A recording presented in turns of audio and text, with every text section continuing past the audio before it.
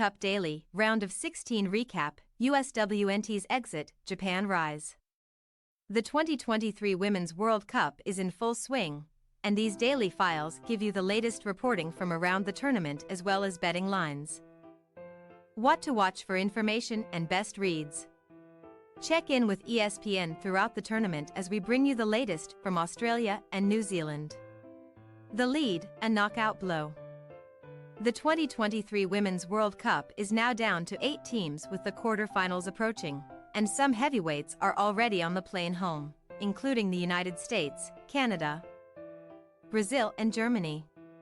While the US was the only major casualty from the round of 16, the tournament also said goodbye to some knockout round debutantes in South Africa, Jamaica and Morocco, whose stories have hopefully inspired a new generation of women's soccer fans from those countries. Japan, Colombia, Sweden, France, Spain, Netherlands, European champions England and co-hosts Australia are the ones who made it through.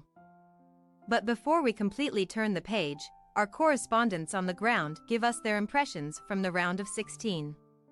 News of the day. USWNT forward Sophia Smith said she was heartbroken but that the team will be back and hungrier than ever following an early elimination from the Women's World Cup. Posting on Instagram, the reigning NWSL MVP added that the World Cup run was more valuable than any experience I've ever had. Smith, 22, scored twice against Vietnam but couldn't find the back of the net for the rest of tournament through to the USWNT's round of 16 exit against Sweden. France coach Hervé Renard said the pressure will be on Australia as tournament co-hosts ahead of their quarter-final clash in Brisbane.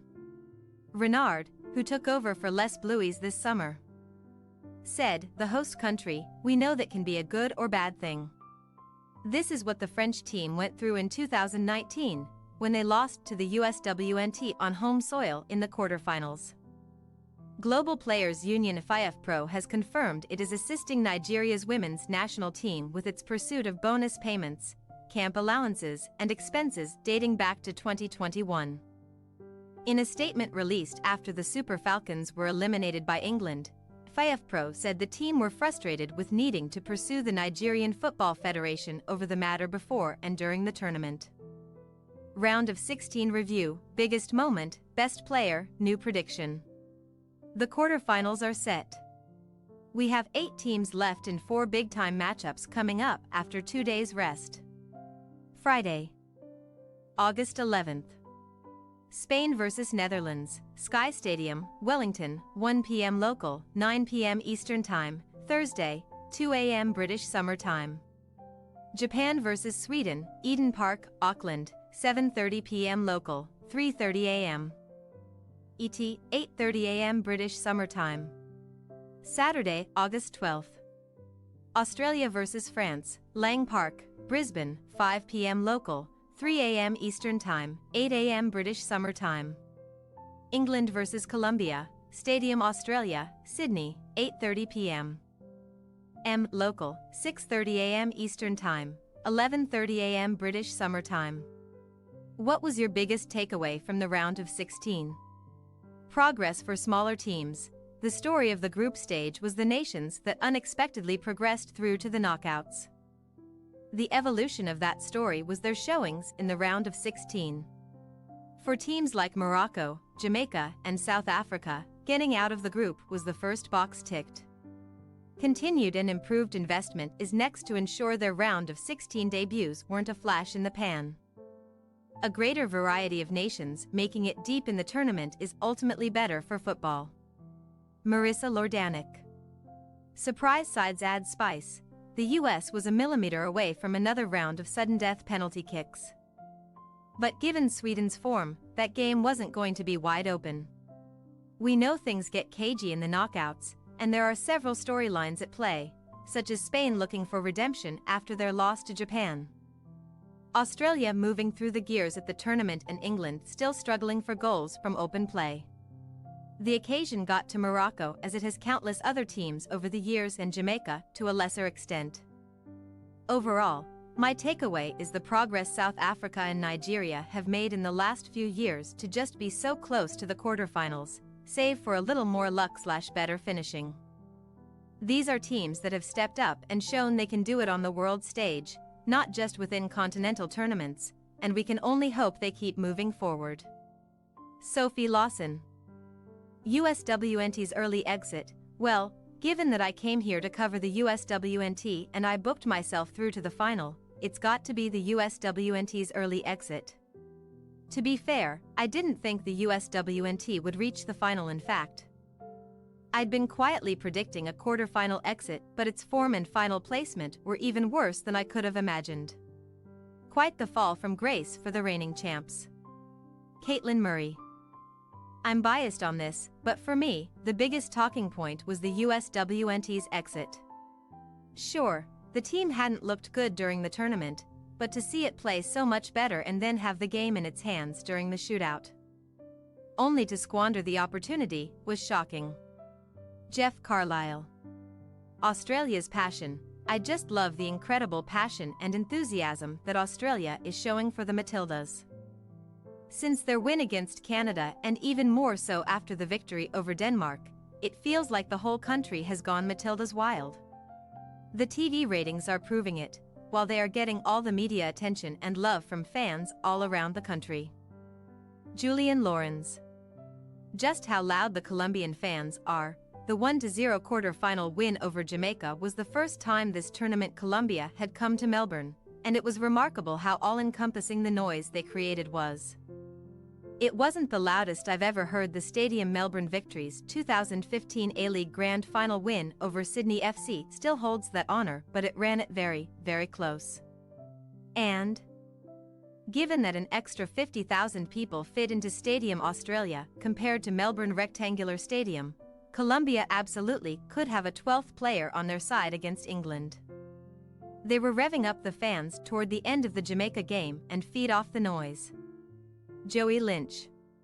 The rise of Colombia. Maybe Colombia's win over Jamaica was not a massive shock in itself, but seeing them reach the quarter-final is certainly a surprise. Their support has been one of the highlights of the tournament, and their talented attackers have all stepped up at various points. All eyes are obviously on teenager Linda Caicedo, but it was the experienced Catalina Uzmi who guided them into the last 8. None of it has been possible without the work rate of Mayra Ramirez. Sam Marsden. James in the spotlight. Having been so close to the England camp, it has to be Lauren James' red card. She's been in the spotlight more than any other England player at this World Cup with her incredible performances against Denmark and China. Then came the moment when she let her frustration get the better of her and she received a red card in the 87th minute against Nigeria for standing on the back of an opponent. It was a huge blow both for her and her team, as she is suspended for the quarterfinals, with additional punishment to be reviewed by a FIFA disciplinary panel that could see her banned for the rest of the competition. But England rallied and managed to get through on penalties. Tom Hamilton. Kelly's nerves of steel. Chloe Kelly's readiness to put herself under immense pressure and shrug it off as though it is routine came through again as the England player struck the winning spot kick in the penalty shootout victory against Nigeria. Kelly, who scored the winning goal against Germany in the Euro 2022 final, also took the decisive penalty to win the finalissima against Brazil earlier this year, and she stepped up again to seal the deal against Nigeria in Brisbane. She displayed nerves of steel allied with perfect technique to score. Mark Ogden. Who is your pick so far for the Golden Ball, awarded to the Player of the World Cup? Miyazawa leads Japan. I'll go for Japan's Hinata Miyazawa. No one has ever doubted Japan's technical prowess and ability to keep possession, but finding a reliable goal scorer has been a challenge for them at times during their history. To find someone scoring with such regularity has really given them a boost. Carlisle. Keep eye on Karkawi. First off, it's too early to identify one player because the true standout stars come to the fore from the quarterfinals onward. This is when it gets serious and it all comes down to fine margins decided by the best players. But in terms of players who have excelled and look key to their team's hopes of success, the one who has stood out for me has been France fullback Sakina Karkawi. Ogden. Forward focus. Coming into the World Cup, we were expecting the likes of Spain's Aitana Bonmati, Japan's Yui Hasegawa and Colombia's Caicedo to be in the mix, and depending on how long they can stay in the tournament, there's certainly a chance. However, based on the games so far, Australia's Caitlin Foord has played herself into contention, as has Japan's Jun Endo. Lawson. Foord has to have a shout here, as do Caicedo and Zasira Musovic. Why can't the goalkeeper get the Golden Glove and Golden Ball? From an England perspective, their best player has been Alex Greenwood, but overall, it has to be Japan's Miyazawa or Endo. Hamilton. Japan's Mina Tanaka, France's Kadidia Tudiani and Bonmati have all been exceptional for their nations and been vital in their progression to the quarter-finals. The outside chance for the Golden Ball could be Australia's Foord, but only if she is able to maintain her dazzling form and propel the Matildas deeper into the tournament. Lordanik. Diani shines. I think Diani is showing huge potential. France coach Hervé Renard had warned us that she was going to impress, and she has. 4 goals and 3 assists in her last 3 games is pretty special. Her partnership up front with Eugenie Le Sommer is working well, and if she continues to be decisive like this, she won't be far from the Golden Ball. Lorenz. Cool Caicedo, she's not going to win it. But I have loved watching Colombia's Caicedo. What a special and captivating young talent. She's my player to watch so far. Murray. Buoyant Bonmati. I wrote earlier in the tournament about how the Spain midfielder creates like a no. 10, presses like a center forward, carries the ball like a fullback, takes players on like a winger, gets as many touches as a deep-lying midfielder and shoots like a number 9. She did all of that as La Roja brushed aside Switzerland and will be key to their hopes. Marsden.